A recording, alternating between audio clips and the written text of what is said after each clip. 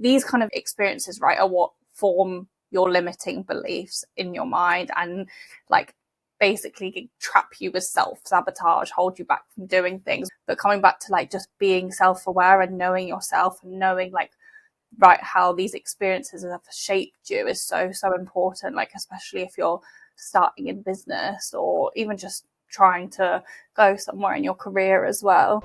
Welcome to the Journee Girls Club podcast.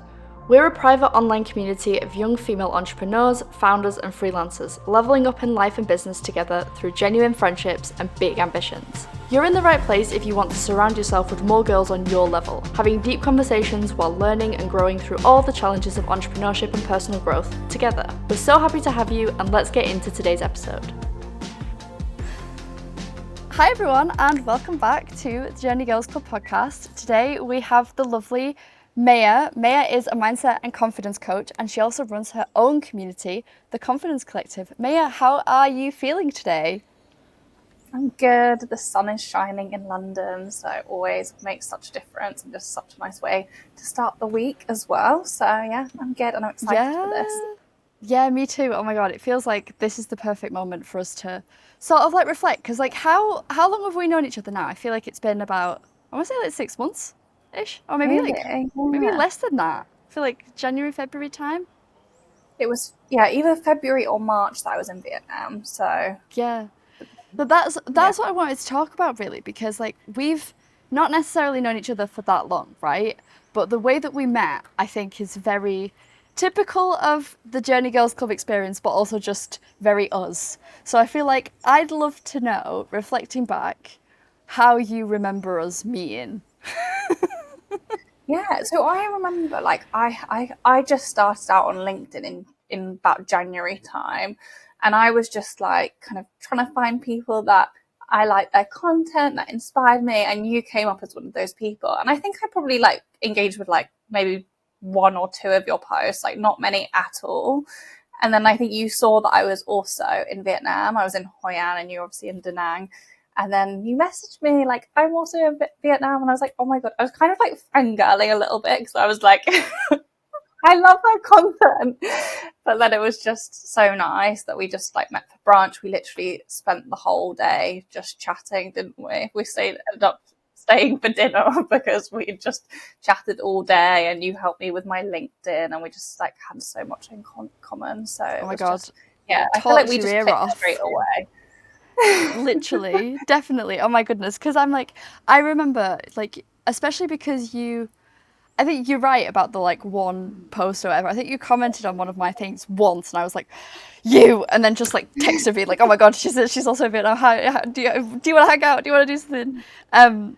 Which is really cool. And I mean, like, you know, when it comes to like confidence and stuff like that, I feel like that from both sides really, because I was also very nervous. You know, considering that we'd never met before. I mean, you say you were fangirling, which is kind of weird to hear, but also I get it. So I'm like, but I was also really nervous because it's like there's a certain amount of confidence that it takes to go and meet a stranger on the internet the day after you've spoke to them for the first time, right? Like, how do you remember feeling? Because I was nervous.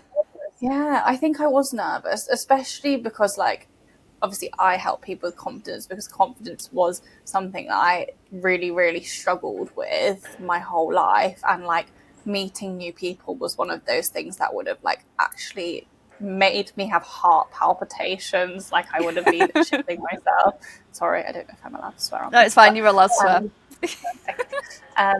So yeah, I think I was really nervous, but I also think that like I just had this feeling from you that you would just be like a very nice, easy person to get along with. So you weren't like, I wasn't scared. I was more just like a bit nervous. Oh, how will this go? But I think like as soon as we met and just started chatting, it like the nerves accidentally spent all day together. 100%. Like I think, I mean, it's so common. I think, especially when, do you feel like being in a different country gives you a different kind of confidence? Yeah, for sure. And I was in Vietnam with family as well, so I wasn't like solo traveling, but like I just got back from Lisbon where I was there on my own, and like I feel like I have no, I mean, not no barriers or boundaries because I obviously am still like streetwise and like careful, but like I I think I'd second guess at home in London, like doing things and meeting people more. Whereas I don't know, it feels you just feel so free when you're somewhere else. And I feel like you just seek out, well, for me anyway, like I just seek out as many opportunities, new experiences, meeting new people as possible because when you meet these people, like you always like there's always things in common as well. I think if you're traveling because you have that shared interest, and there's probably a reason why you're like wanting to work from abroad or travel. So it kind of removes that like initial like, oh well, we have something in common because you've already got something in common. If that makes sense. Yeah, definitely. There's like a it's like a an indication or some sort of selection criteria for the type of people that you'd meet, people that are outgoing, people that are a little bit brave or bolder. But I do think that's really interesting because I also find that when you're in a different country, you're sort of not inhibited by the same mental barriers as you are at home, like whether it's your old routine or whether it's actually your, I don't know, your friends and family that have certain expectations of you, like a essentially an identity that you've built around your own life that now maybe is completely dissipated because of where you are in the world and you've just left all of that behind. Do you feel like that you had a similar experience in Lisbon? I think so. I mean, in London, also, I am away from my original home, which is Jersey, which I have a completely different mindset when I'm in Jersey. I do feel quite like restricted and lot less likely to like do new things and push myself out my comfort zone. I feel like I get sucked into this kind of like rigid routine and environment. Whereas London, yeah, is maybe slightly different, but I think in Lisbon, I definitely felt that. I think where I was really conscious as well, like I've struggled, obviously, like if I'm traveling, I tend to work as well. But sometimes, you know what it's like, we just put way too much pressure on ourselves and then don't end, like in Vietnam, even, I really didn't end up doing as much as I wanted to because I was so focused on work. So I think I was really conscious in Lisbon about like having the freedom, like doing what I needed to do. Like I had calls in the community, I had one-to-one clients, etc. And I was still like creating content, but I was like, this is actually my chance to like meet people. I got to meet one of the girls in my community in person because she lives in Lisbon, which was super cool. And just to like experience new things. And I think that's when you get the ideas for like content and like new business ideas, as well as when you're actually out there doing things and meeting people rather than when you're like just sat at your computer, stuck to your routine, trying to tick things off the to-do list. Yeah, definitely. Especially because I also find that, I don't know if you've ever had this experience, but the more I focus on me and the more I actually take time away from my laptop, say, or from all of those, like in between all of those to do lists, is actually when a lot of stuff starts presenting itself to me. Because I had like the other day I had a whole day in bed and I think it was like the most productive in terms of opportunities that came to me that I think I've had all year. And I was just laying in bed because I wasn't well, and I'm like, I need to do this more often. I don't know, like I think there's something energetically about just surrendering and sitting back and like just taking care of yourself that little bit more, investing into you, that actually, I don't know, maybe it's some cruel joke or so, something where it's like actually the moment that you stop worrying about it or decide to put a pause on worrying about it is when you'll be rewarded for that. Do you know what I mean? Yeah, I definitely think that's a thing because I know from the past as well when I've been in this like stressed, like frantic energy trying to get things done and like maybe like launching an offer or something, and I'm like just putting this pressure on myself, trying to control the outcome. It's not gone to plan. But when I've just sat back and just like surrendered, let things flow, then things just come so much more easily. And like you but it always sounds woo woo, but you do like become more magnetic to the things that you want when you're in that like flow state versus when you're in that like frantic, needy state. Because I think you push things away. Like it is truly like a magnet, I think. Like you if you're in that state, you like repel the things that you want because you need them rather than desire them. But when you're like just chilled and you're like, okay, this would be nice, then it comes more easily. People call that woo woo, right? But then at the same time, like if people are trying to like train the dogs, people are like, you need to be calm around your dog because your dog will pick up the energy that you've got. And it's the same, which in the weirdest way possible, this is such a weird segue, but it's the same in like sales.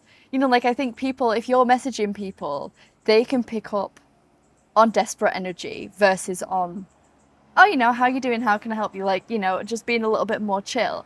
People can pick up on that just as much as when people say, oh, you know, you need to be calm around your dog, otherwise get it all riled up and you won't be able to train it and teach it anything. It's like I feel like that happens quite a lot with people as well. It's just they can sense, and we're all so like sensitive to that nowadays, especially being sold to, that you have to be in the right energy. I think a lot of sales stuff, especially when it comes to like, we'll talk about that in a second, like in terms of, you know, finding people to work with and to help. It's not necessarily, you're not selling people like fridges. It's not the same as like, oh, you need a fridge or you don't. uh, you know, it's more like it's all about them working with you, right? And you being able to give them value. And if you can't actually sit in the same energy that you would if they were already your client, you're actually showing them the complete wrong thing. Like you're actually already showing up in the complete like opposite. In fact, you're probably showing up as the same way that they might feel that you're actually trying to get them out of. So you don't no longer look like the person to help them, It's so you true. know? Yeah, I love That's that sort of perspective. that's sort of where I sit. But like, tell me more about, because obviously we're in a very unique position because we both run communities, right? And I think that it's like it's really cool for us to be able to talk about this specifically because to say that we're both in the same community, but then we also both run different communities. You know, I think some people will probably question if there's any, you know, any form of like competition between us or if there's any, you know, what the dynamic is there. And I think it'd be really interesting for us to talk about that because we've not had that experience at all while we've been doing this, right? Yeah, and I just don't think there ever should be competition, really. Like, we also have very different experience. Like, although we like get on so well and have a lot of similarities, we've had different career paths, we've had like different childhoods, we've got a different energy about us. And I truly believe that people like come to you based on like who you are and your energy. And I think obviously a lot of people in Journee are like digital nomads and things like that because that's you and they've been attracted to you. Um, Whereas obviously in my community it is mainly focused on building confidence. There's not so much a focus on like it's not specifically for entrepreneurs as well. So it's like we've got girls in corporate, we have got some entrepreneurs as well. But the main focus is just like building that self belief and confidence and really just embracing being our authentic self. So mine's a lot more like mindset focused, whereas I think obviously Journee is like we have that business like goal setting, etc. as well. Um, yeah, that like there's probably some overlap, but also there's just no competition. I No, don't think. exactly. If anything, like I'd say we help each other. If Yeah. Well, you definitely helped me when I was setting up my community. So only because I can't shut up. So I saw a thing the other day that was like, someone being like, oh, you know, afraid of public speaking. I wish I literally can't shut up. And I was like, that's me. But I think, like I say, because we're both, I totally agree with you, by the way. And I think that it's a really big representation of the sort of things that we both stand for, not necessarily just like Journee Girls Club or like Confidence Collective on its own, but a representation of you and me to say, okay, instead of competing or interpreting it as competition. We're actually just bouncing off each other and talking about it and giving each other tips and, you know, that sort of thing. And I think that it's really, really special to see that, especially for, I want to say for people our age. I think it can be a little bit more difficult when you're still coming into the business world. Because I don't know how you feel, but I feel like I still don't really know who I am, or I don't feel like I've completely perfectly carved out either my niche or the sorts of people that I want to work with, or even who I am and what I represent. I find it to be a little bit more difficult to be, you know, confident in who I am and therefore nobody can compete when I don't really know who I am yet or who I could be. I think you've kind of created your own niche. Maybe. Like Elizabeth Kershaw is just one, and then The sphere. The universe. but yeah, it takes a while. Even like obviously I specifically went into coaching after like being in my background is in psychology, but at first I was like life coach, then I was health and wellness coach, then I was just like, what does this even mean still? And then I realized, like, why am I not coaching? Everyone I've coached, it has been the core problem that they've come to me with is a lack of confidence. They could be like, it could have been a 45-year-old man and then like a 18-year-old girl. Like there were, so I couldn't, at first I was like, who am I coaching? What am I doing? But then it kind of clicked. And ever since then, it's just felt so much more aligned. But I agree with you. I'm still kind of figuring it all out. And I think for my community, I know like a very specific person who I want in there, because as I'm sure you do with Journee, like you want the girls all to be aligned and for it to be this supportive space where there's like no competition. It is collaboration, support, being each other's cheerleader. But yeah, still figuring everything out. Is it? I mean, it's only been the first month in Confidence Collective as well, so still figuring out the community. Like I'm just want to keep evolving it and making it as best as it can as well. And I do feel like that's where it's so nice that we can like have conversations about like community too and how things are working, what's not working so well, because it can support both of us with ours.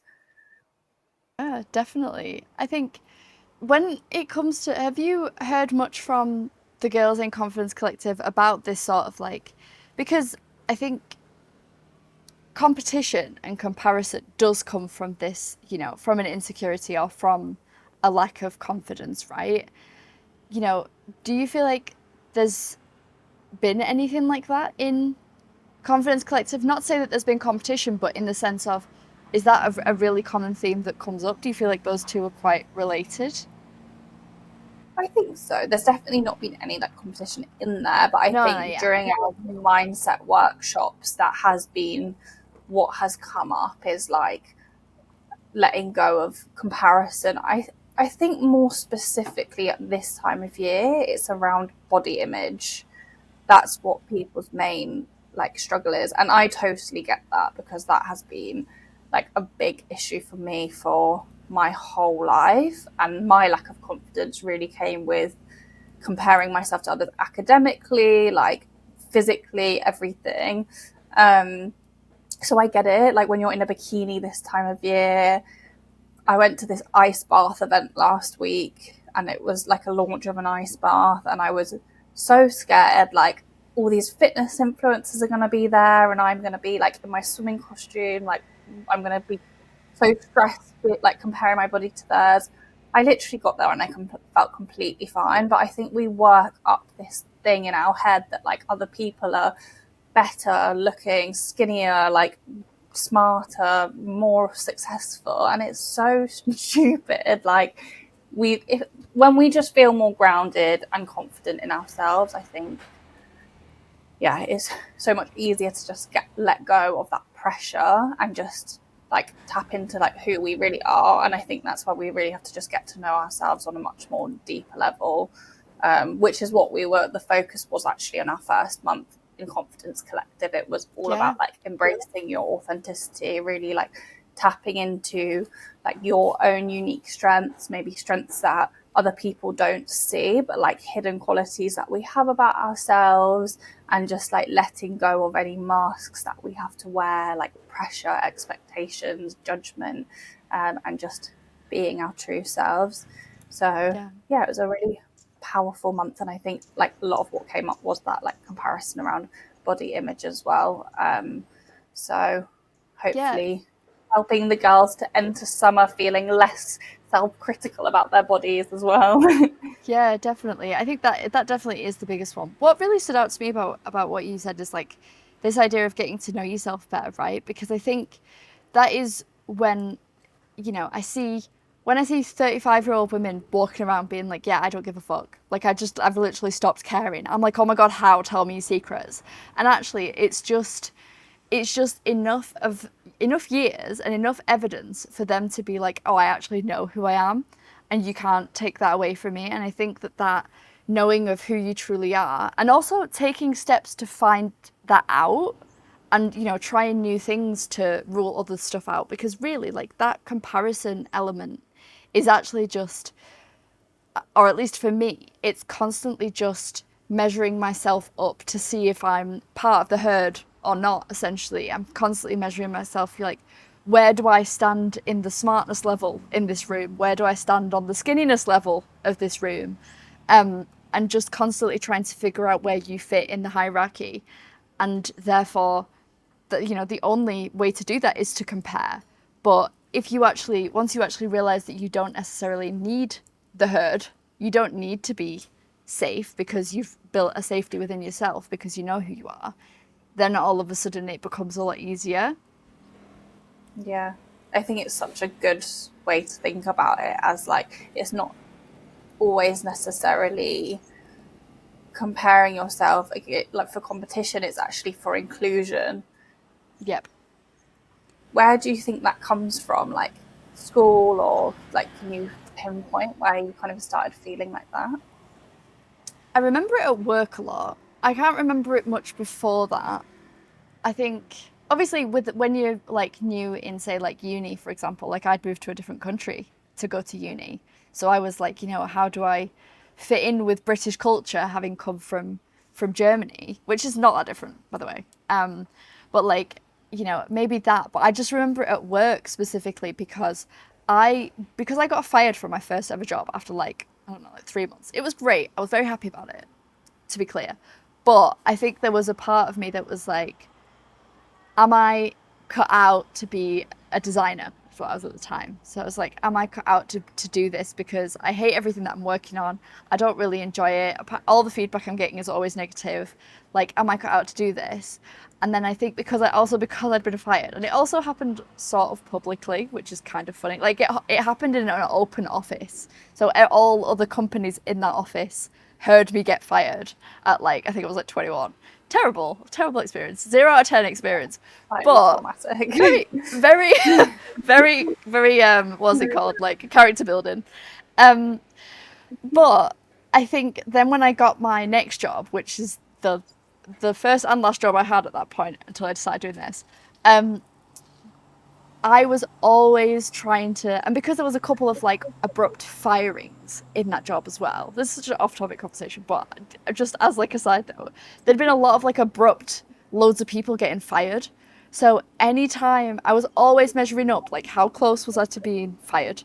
How close was I to be getting shouted at for not being that good? Or, whatever. And most of it was just me. I was just like, do my managers think I'm a better designer or a worse designer than this person? And just like constantly, especially because we had like one star pupil at my work that was very clear that was the favorite for everyone. It was like always measuring up, like, where do I stand against this person? Can I be better at some things? Can I be, am I worse at some things?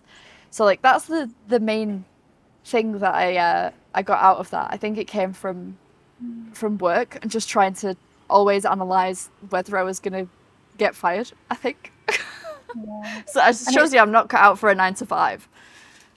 Oh God, me neither. I can't. I could never go back. What about I what about you? literally, Like, yeah, it's so interesting you say that, because as you were saying that, I just think like, obviously we're both quite self-aware, but so many people like these kind of spirit experiences, right, are what form your limiting beliefs in your mind and like basically trap you with self-sabotage, hold you back from doing things which you've obviously not let you in your career because you have the awareness of this.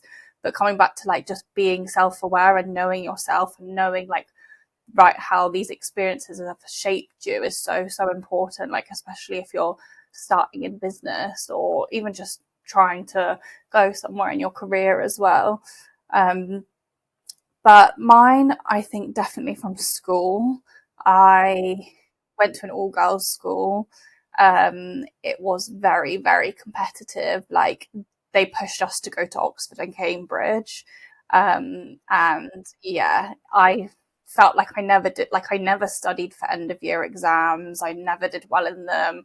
My friends were all like super sporty. Like I have quite a tall, I'm 5'11". We actually had quite a tall friendship group and everyone was like really good at netball, like all these sports. And I just like constantly compared myself to the point where like I have a guitar at home still. I literally played the guitar for like 2 months and then I was like, I'm not as good as anyone else. It's literally been sat there ever since. I did like ballet, street dance, cheerleading. Everything was like probably lasted less than 3 months because I would be so in my head comparing, like telling myself I'm not coordinated. I'm not like, I don't know, just I'm not sporty, putting all these labels on myself that then just defined who I was and stopped me from doing anything. And then I think at school it was just very much like, oh, my friends are smarter than me. Then they were all went on to be mostly to be like prefects and stuff, and I wasn't a prefect. And I was like, okay, I'm not as academic. I'm not as like confident. Or outgoing. Like I'm not a leader. Like they're a leader. I'm not a leader. So it just really, yeah, like I feel like it was in all aspects. And then when I went to uni, also really just struggled. I didn't have a good uni experience at all. I had like very bad anxiety. But lectures and like seminars, I would just quiet. I would not contribute anything. So I think that really shaped me until it's probably been since I've started my business and I've like not like I'm now on a completely different wavelength to all my friends. Like they are in corporate, lawyers, accountants, etc. So I did compare for the first few months, probably a year of business, like, okay, what am I doing? Like I have no money. I'm not generating any income right now. My whole life is unstable. My friends are like buying houses, settling down, etc. And I'm just like thrown all stability out the window just to do something that I love. So I think I've still compared. And now I'm like, no, it's literally completely different. And I am so completely fulfilled with my work. Like it's not work. It's like me just waking up and doing something I love. Exactly. Me existing, that there's no comparison, I think. I can compare positively to like people on LinkedIn, people like that are doing similar things for inspiration, but I'm really just trying to let go of any of that comparison now because it's just it doesn't serve you, I don't think, in any shape or form. There's so much I find so interesting about what you've just said. I think the first thing I'll say is like I totally get where you're coming from in terms of like the, you know, when you're an entrepreneur, there's a weird in between phase that I call like almost like the slingshot, where you're being pulled back and like it looks like you're really far behind. Everyone's buying houses. Everyone's buying houses. Everyone's having kids. Everyone's getting married. Oh my god, this is so amazing. And you're like all the way back here. And sometimes it feels like you're even all the way back here, and you're like, oh, you know, I've just like stopped paying for my apartment. I've moved back in with my parents. Like I've, you know, all these things that you could do to give yourself more leverage. You've done all of those things. And now, but then as soon as you let go of that slingshot, you fly past all of those people. But it's just that one moment where you're like, am I going to do that or am I not? Like, is this a slingshot or am I actually just behind? And I definitely think that that's like it's really terrifying, especially when you're comparing yourself to the people that's literally an evolutionary trait, right? We're always trying to compare ourselves to the people in our tribe. And if we're the only ones that are doing something different, usually we're the ones that get eaten by bears. So like it makes sense. So it makes sense that we'd be like a little bit more anxious or a bit more heightened in terms of, trying to see if we're actually still behind or not. What I found really interesting about what you said was talking about this, like, oh, well, I'm not as good as other people, right? So you were talking about your guitar and the fact that you played it for 2 months, or you tried to play it for 2 months, and you were like, well, I'm not as good as other people, so I'll just, like, whatever, you know what I mean? Like, I can't get good at it quickly. And I had a very, very similar experience when it came to the gym when I was here, like here in Copenhagen, because I got here and, talk about body image and stuff like that. I got here and everyone is literally tanned and has a six pack because there's not really much else to do on the island other than go to the gym and lie in the sun. So I've got here, like, pale and like at a firm step count of 1,000 steps a day, and was like, oh my god. And I had like a proper like breakdown about it because I was like, everyone here is so much fitter than I am. Everyone here is so much hotter than I am. Everyone's more tanned. Like everyone's just like way cooler, and I've just walked in here and I feel terrible. And it reminded me of something that's been really prominent throughout other parts of my life, but I didn't manage to transfer onto this until much later, which was, you know, especially when we compare ourselves to other people, what we tend to forget is like how much more time they've invested than we have. It's not whether they're just better or worse at something than us. It's how much time have they stuck with this thing, because like for all intents and purposes, those people have just started earlier. Like the same where you're going to be in 6 months playing guitar is the same that they were at 6 months playing guitar. They've just been doing it for 2 years, and it's like that's the sort of like thing that when we compare, I feel like sometimes I tend to forget is I need to be. I know everyone says like don't compare your day one someone's day 100, but actually we're just comparing our day to day with their day to day, right? Like our Monday with their Monday, and how much are they different? But actually, what I try to aim for is like, okay, well they've been doing this for 2 years. I need to do this for 2 years, and then I'm allowed to compare. I'm allowed to compare. By then you've forgotten, obviously. But like, I'll be like, okay, on this day in 2 years, I'm allowed to compare myself to this person. But until then, I've not had enough time in the game and stuck in it, stayed in it, to be able to even make that comparison. Yeah, definitely. And I think that like what's so important for us to just remember, for like anyone to remember with this, is everyone's timeline is so different. Everyone's like goals and definition of success is so different. So if it's like for the gym, for example, their goal could be like, I don't know, they could be training for a high rocks or something, and they could be training 7 days a week. So even if they've been doing it for a year and you've been doing it for 4 months, they're probably putting so much more time and energy and like working towards a very specific goal, whereas your main goal could be building Journee Girls Club. Your main focus isn't going to the gym. So it's like you have to remember that, yeah, people's There's attitude a and like trade-off. exactly. And I think that's even when you think about like career and comparing yourself, like everyone's definition of success is so different. Like ours is probably similar in terms of we want that freedom and like being able to travel, etc.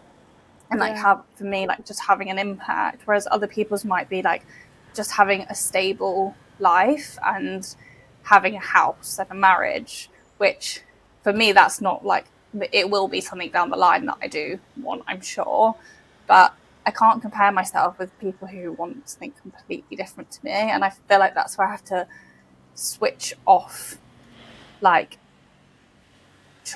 as a coach, someone that always wants to help people, like trying to help these people who have a very Yeah. different um like life and version of success. Me thinking like you deserve more from life. But actually, what if they like?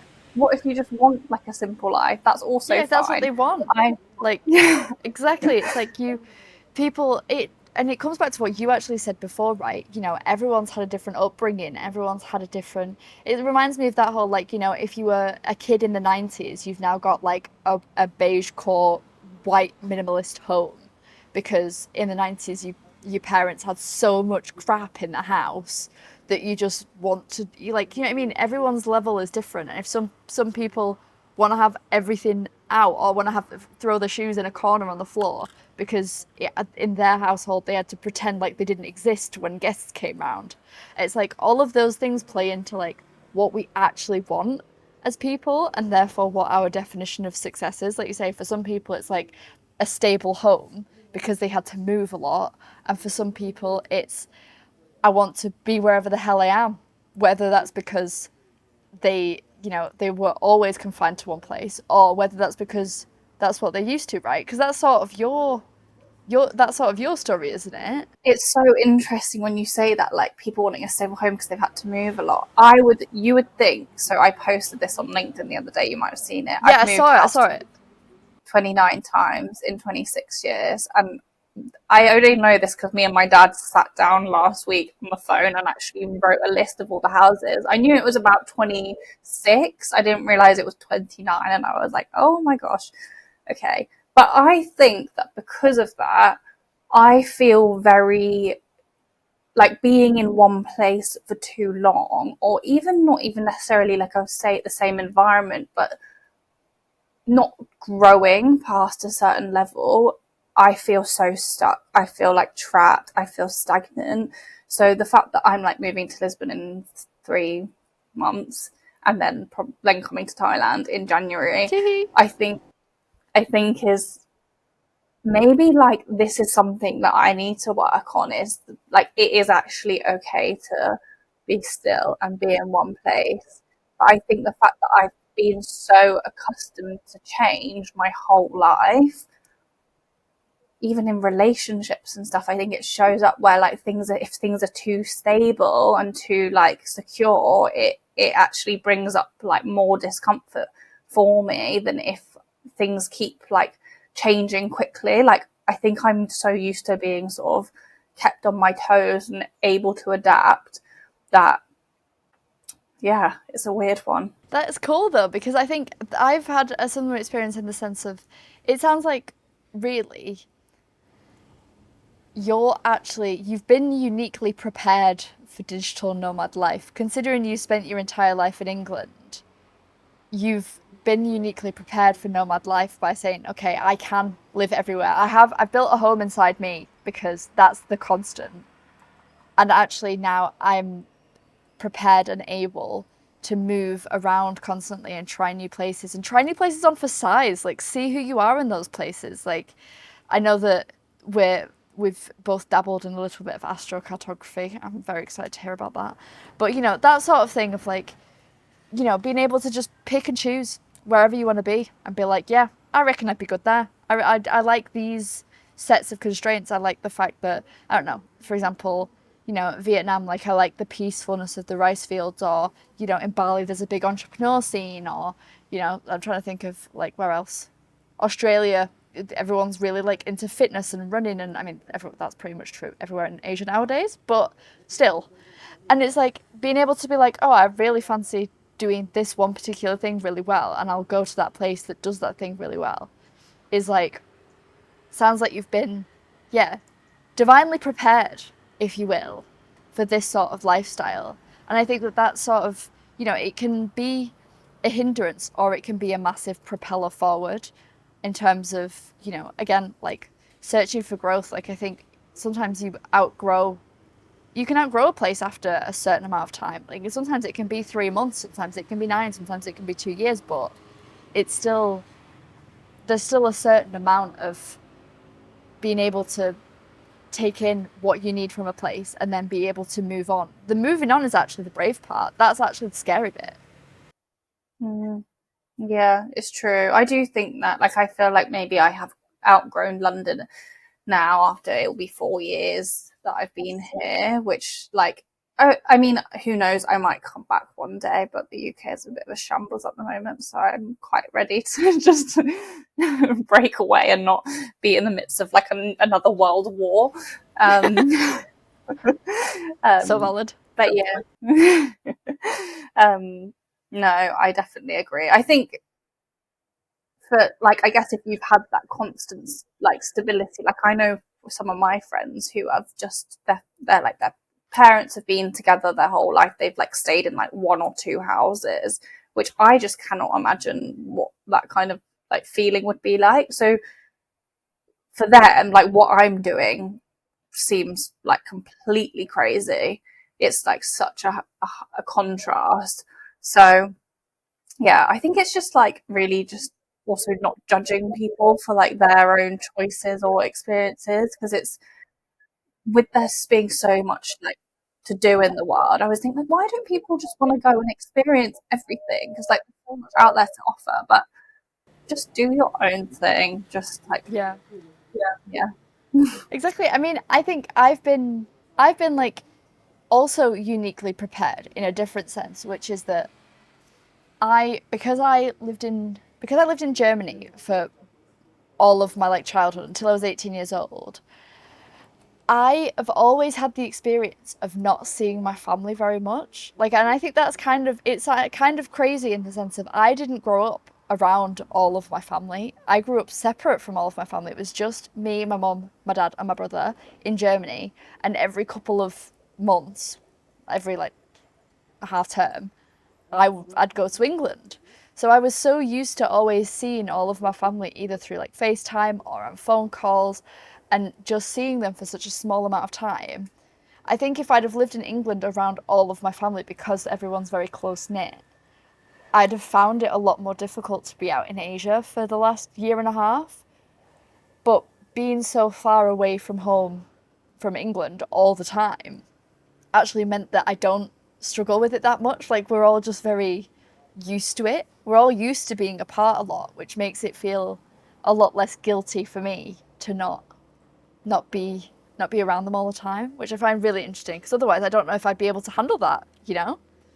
If we were all a lot closer. I know that like for example for my boyfriend it's a little bit more difficult because he's always to a certain degree been around his family and they're much smaller. There's like 40 of us, like my family. There's loads of us. They barely even notice if I'm not there.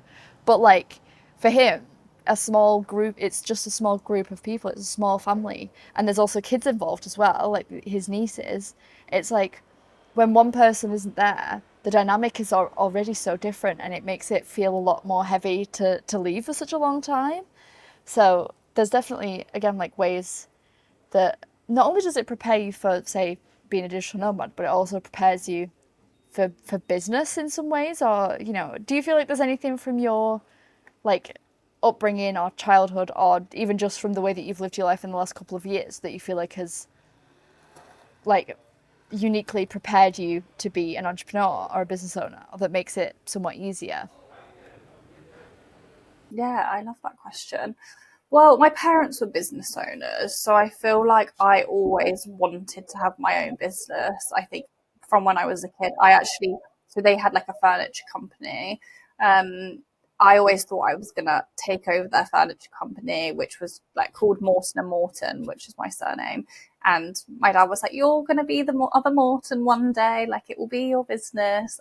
I'm very glad that I didn't, that I'm doing my own thing. But I think, I guess in an actually in a negative way as well, I saw like what the struggles are of being a business owner. So I think that's something that I've had to work through, is like the fact that it's not always like going to be easy, and the fact that my parents didn't necessarily have like, there was success and then there was failure. So I think that's a limiting belief that I've had to work on, that like success can be taken away quite easily in business. But in like a more positive way, I guess just the fact like being quite, I think like adaptable, and also just being quite like, I think because I've had to work things out on my own quite a lot. Like my parents used to go away a lot for business. So because my brother and sister are a lot older, they weren't really around when I was younger. They were like at uni and stuff, so I like often was at home on my own, like cooking and fending for myself and just like figuring out things out on my own. So I think I've always been very independent from my childhood because I was pretty much an only child as well. So I think that's definitely prepared me for business in that, like, obviously you do have to be so independent. Like I have a coach, but you have to make every single decision for yourself, and you can't always like go and ask someone for support. You just have to do things in the moment. So yeah, I definitely think like my independence through my childhood has had a big impact. I'm sure of so many other things, but I feel like maybe that's something I really need to like actually sit down and like properly journal on. I think individual things come up, but yeah, there must be so much that like specific things that has actually really, really shaped me. Yeah, I think it takes a lot of mental effort. I think that's a really interesting point in terms of, when it comes to saying, like, being an entrepreneur, being, working on your own, is, I think there's a distinct lack of a co-founder sometimes, right? This idea of being able to bounce ideas off someone who's got as much skin in the game as you have and that wants the same things as you in terms of where the business might go or where your projects might go. I think that is a really unique but also a little bit more difficult thing to talk about in terms of like having to make all of the decisions on your own. Like I feel like there's such a weight that comes with that in some way. And I know that obviously, like you said, in Journee Girls Club, we do a lot of like business hot seats and all that sort of stuff to bounce those ideas. And I think that definitely helps alleviate that. But I do think that it's still a lot more difficult, I think, running things on your own than it is to run it with another person. What do you think? I think, yeah, I guess there's pros and cons. Like you have to be doing it with someone that is like super aligned and on the same page as you. Otherwise, there might be a lot of conflict. Um, it probably, I mean, I'm not like, I don't really have any conflict with anyone. I'm just like not like that anyway. So I feel like I'd always come to some kind of agreement if I was working with someone. But yes and no. I think that's what I do love so much about being a business owner is the fact that I have full autonomy and like every single idea that I've had with my business, like my community, like my different offers, like my guides that I've created, etc. Like everything has come like genuinely from my heart. And Yeah, and you've just been able to work on it, right? No permission off anyone. yeah, exactly. But then, like you said, like having Journee and like just having communities and people around you to be able to reach out to if you are having like questioning yourself over a decision or if you've got self-doubt, sometimes you do just actually need to hear like someone else's perspective and know that it's completely normal to be like having any feelings of doubt or any like questions around what you're doing. And just the support, right? Just someone else being like, no, actually, this is a great idea. Because I think there's such a distinct difference, isn't there, between you telling someone your idea that doesn't really get it, like that maybe even has an incentive to try and question it or try and get to the bottom of why you think that's true, just to, I don't know, I think that's happened to me a couple of times in my older friendship groups. It's been like, oh, I had this really good idea, and then everyone giving me all the reasons why it won't work and being like, oh, hang on a minute, now I'm on a completely different energetic level. And I don't feel the same way about this idea, even though it lit me up so much. Versus people that know your capabilities, that want to see you succeed, and that maybe even have, domain experience or some sort of like tips or experience that they can give you to help you get there. It's a completely different sort of like multiplier on your own goals, right? Exactly, yeah. And I think that's another reason why I created my community as well, is because like similar to you, I think I've not necessarily had people tell me that I couldn't do things, but just like not necessarily felt like I've had that support in the past. Um, just because people are on different journeys, they don't understand what it's like to be an entrepreneur or a coach or whatever.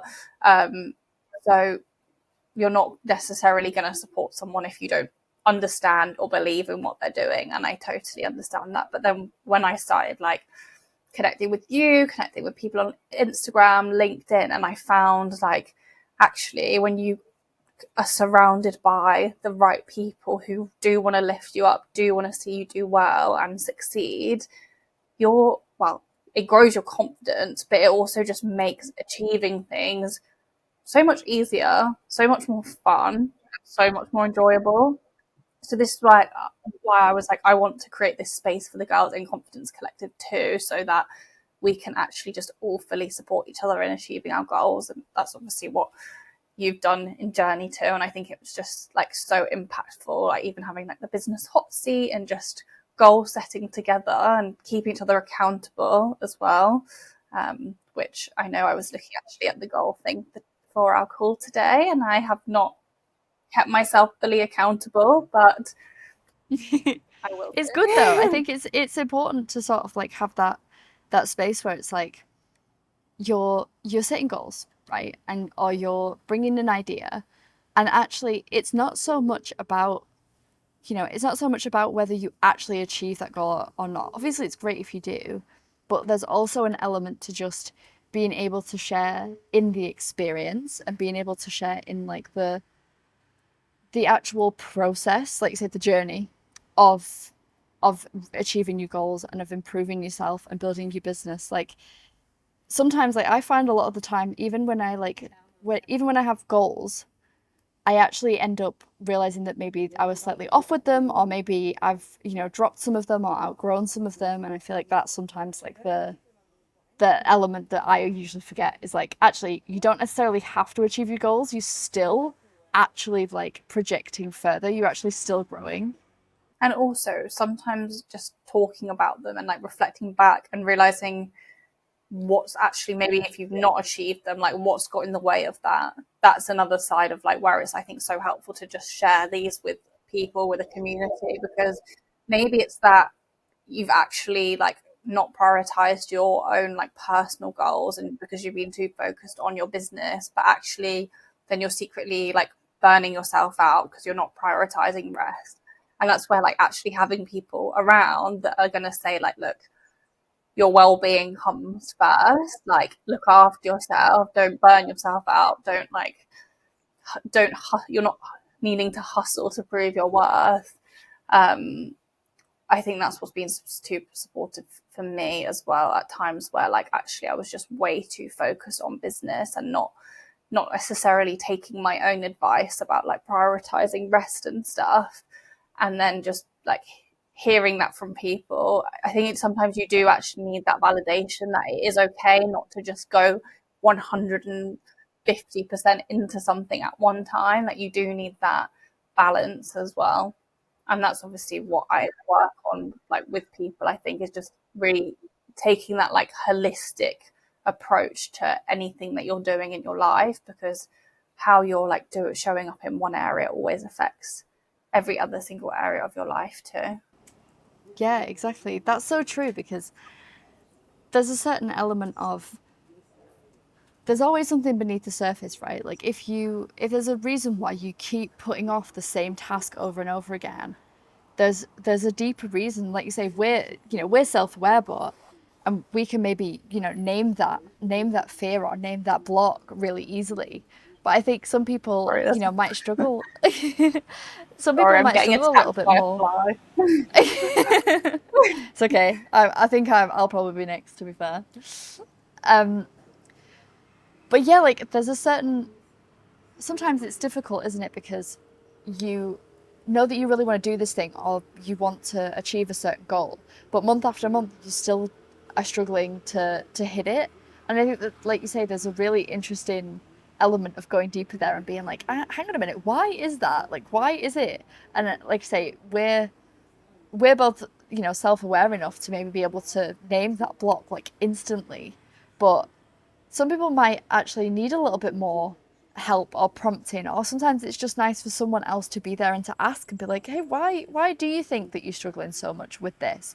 Or is it just that it's not a priority anymore? I think there's also an element of once we set goals, all of a sudden we have to fulfill them to, you know, prove our value, or because quitting is for, you know, for losers and all this sort of like stuff. But actually, there's a certain amount of courage and a certain amount of power that it takes to be like, actually, I set this goal last month, but I've actually canned it because I don't need it anymore, or, you know, I've already achieved the growth without having to, you know, fill my life with busy work because I already knew that I didn't need to achieve this goal. But I think going back on goals feels like a bit taboo sometimes, or it feels like it says something about you that it's not supposed to.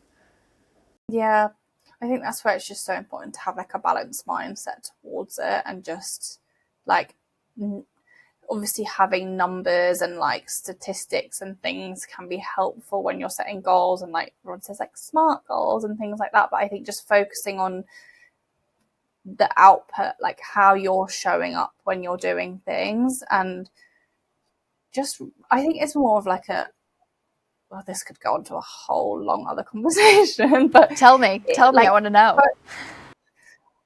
I think just thinking about like the person that you're becoming when you're achieving those goals, rather than necessarily the goals themselves. Like just really tapping into that identity. Like, who would you be if you're the person that has already achieved those goals? Because it will make achieving those goals so much easier. Like, are you someone who doom scrolls on TikTok until 12 p.m. or 1 a.m. and then like doesn't doesn't sleep and doesn't get up for the gym in the morning, even though going to the gym at 7 a.m. 5 times a week is a priority? Then you're not going to be hitting those goals, if that makes sense. Or like, yeah, I think just kind of really tapping into like what qualities and the characteristics you think you would need, or like as the person that has achieved these things or is working on these things, and then just setting those little reminders to yourself, like, I am going to be someone. Obviously we're not productive all the time, and like I'm guilty of picking up my phone and scrolling on it, like instead of completing. Yeah, exactly. We all are. But I think the more you think like, okay, this is the identity I want to have, it makes it so much easier to transition into that and like let go of those self-sabotaging habits that are stopping you from achieving your goals in the first place. Yeah, I mean, I think this is a really interesting one because I don't know if you saw, like, Alex Hormozy posted this thing on, I don't know if it was just on LinkedIn, he probably posted it everywhere, of this idea of like, oh, if you're single or whatever, do the 30 times 12 challenge or something like that, it was called. It was basically like 30 days of working 12 hours a day. And it sort of reminds me a little bit of what you're talking about, which is like, sometimes I think we conflate doing all of these, you know, important things or these priorities. Like, for example, getting up at 5 a.m. and going to the gym. We conflate all of those habits to be good habits. Even though they are, obviously, like objectively going to the gym is a good habit. I'm just saying the 5 a.m. part, maybe there's like an element of, is that a good habit? Or are you just convincing yourself that that is something that you need to do to be worthy? And I found that, you know, I've, for a really, really long time, struggled to take off all of these things that make a good morning routine, take off all of these things that I have to do to be a good business owner. And then when I look back on it and reflect on it, I'm thinking, actually, none of these really suit who I am. Like, how am I actually, I want to be this person, and there's like a big difference between the person that I am, that identity that I'm in, and the identity that I want to be in. And obviously it's great to have goals in terms of like, oh, you know, I want to be the kind of person that wakes up at 5 a.m. But do you find there's a difference between someone that wants to be that person and then someone who thinks they want to be that person or thinks they have to be that person? Have you ever come across something like that before? I'm sure I have, but I get what you're saying. I think like what you were saying about, this is what I need to do to be a good business owner, or have a good morning routine. But it's like, a good business owner to who? Like, it only matters that you're a good business owner to yourself, right? And actually, being a good business owner could look like staying in bed a little bit later so that you have more energy. But yeah, I think it's so important because especially like is I hear you talking about Alex Hormozy. He's super helpful and inspiring, but not not everyone is going to be like Layla and Alex Hormozy. Like they work crazy hard. I don't think work life balance is like a thing for them. Like they don't have children. Yeah, I think their life is work and gym. Exactly. Whereas like, and their definition of success is probably like making loads of money, like having a big impact. Like I don't know what their definition is, but do you know what I mean? Versus like people like us who actually having that freedom and like ability to travel and explore and like experience life is so much more important. So I think that's where like coming into identity, it's not just about thinking like, okay, what's going to make me a good business owner or what's going to make me like disciplined person or whatever it might be. It's actually like, who do you want to be? Like, what is actually important for you? And even coming back to like the 5 a.m. starts and stuff, for the start of this year, I was getting up at 6 a.m. every single day for the gym, to the point where I was like, this is healthy. I know the gym actually makes me feel good, etc. But in doing that, I was actually like not sleeping enough because sometimes I wouldn't be able to get to sleep on time. So what seemed like a healthy habit was actually then not becoming that healthy because yeah, I was lacking sleep. My skin was then flaring up because I think I was just like putting so much pressure on myself to go to the gym, start work by 8:30, work until like 6 p.m.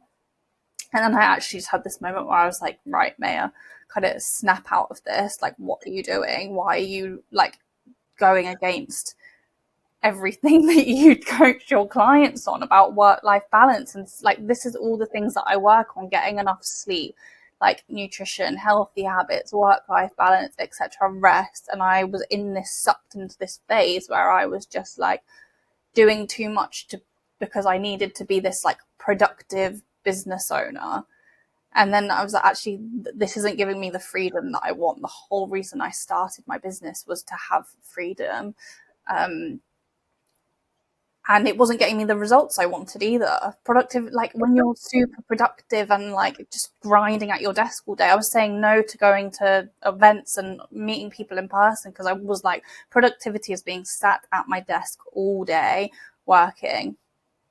Since I've changed that narrative and I've been like going to a Pilates class at 11 a.m. and then co-working with people, probably doing half the work I would do if I was at home, but like not having that productive like 9 till 5, or it was like 8:30 till probably 7.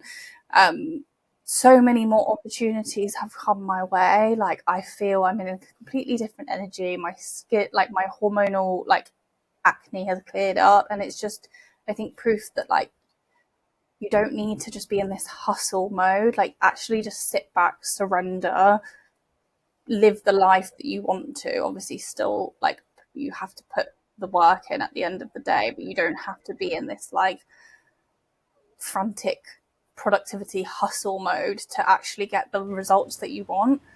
Yeah, exactly. It's like, because when people say, when someone says, much to what you just said, like when someone says to me, oh, I want to start waking up at 5 a.m., my question is why? Like, why is waking up at 5 a.m. to go to the gym better than going to the gym in the evening?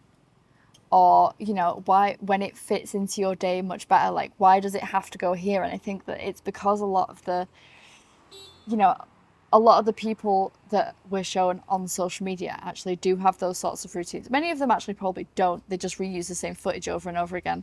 But like, you know, in that sense, we're being shown like the idealized version of something, and it's fun to do challenges and it's fun to do all these different things. But yeah, like you say, like what's the trade-off that's happening? And also, if you want to be that type of person, you want to be in that identity. Again, the question is why. like, why do you want to be in that identity versus the identity that is maybe more free flowing? Or, and then again, that probably comes back down to because I want to feel good enough. I want to feel like I fit in with all of the cool people that I see online. And it's like, it's just because that's what we've been told. We've been told that getting up at 5 a.m. is somehow useful. But actually, what they don't show is the fact that they have to have a nap from 2 till 3 every single day. So they don't get any work done after 4 because they can't concentrate because they've expended so much energy in the gym. And it's like, you know, it's nice to have certain goals and to have, like ways that you want your identity to be. But I think having goals in terms of your virtues, the way that you show up for people, what you believe in, and the way that you work is way more important than, a certain morning routine or a certain like a time block on the calendar. It's way too rigid for any real creativity to happen, in my opinion. Yeah. And I think when like it's like all the top successful people in the world get up at 5 a.m., like you see that, but it's like successful to who? Like, yes, they may have made millions and billions, but are they actually like have they burnt themselves out in the process? Do they have meaningful and fulfilling relationships around them? Like there's so many different things to consider.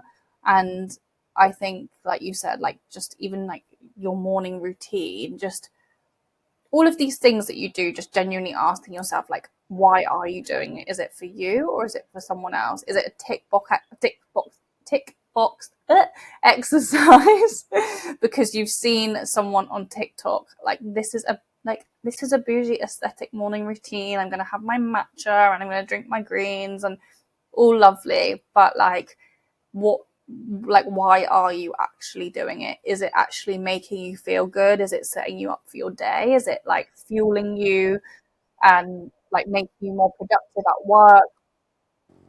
Yeah, because I'm like, I think that's true because when I think about my ideal morning routine, this is going to sound really bad for the morning routine wellness girlies, but the thing that makes me actually genuinely feel the best when I wake up is starting work because my brain is like I'm completely like on. I've got so much more energy.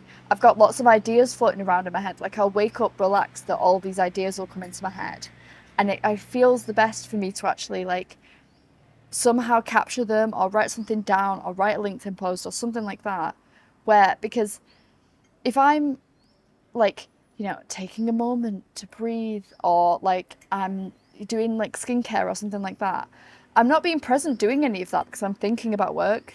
So really, it's way more useful for me to do work, like literally just open my eyes and open my laptop. I know it's not great for you, but if I actually just think my ideal morning routine is doing whatever the hell I want, then actually, like, am I like, succeeding in my morning routine? I actually think I am.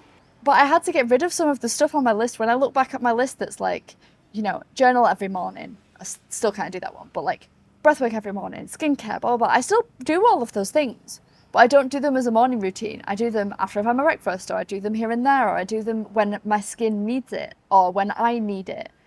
But actually, what I objectively usually need the most is to just get into some work and use up those productive brain hours that I've got. Because once it hits 12, I'm hungry and now I can't think. Now my brain has officially stopped working. And if I spend all of that time between, say, 9 a.m. and 12 a.m.